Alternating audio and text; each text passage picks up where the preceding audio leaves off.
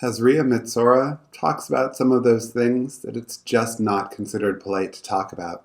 Scaly skin diseases, eruptions of skin discoloration and pus and hair, nocturnal emissions, and even how bad it was considered to have sex with a woman during menstruation. You're supposed to say, how bad was it?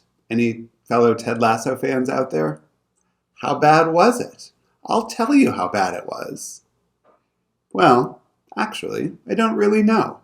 Leviticus 20:18 makes it sound really bad.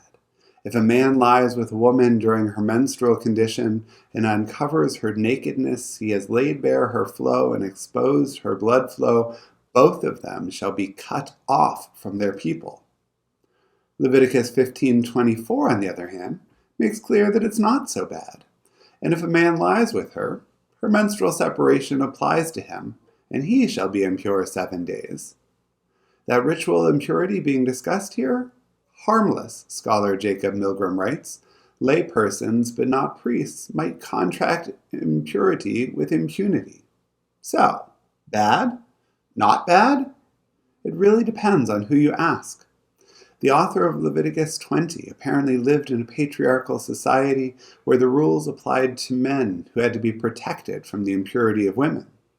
The author of Leviticus 15, however, lived in a patriarchal society where women were given much more agency or personhood.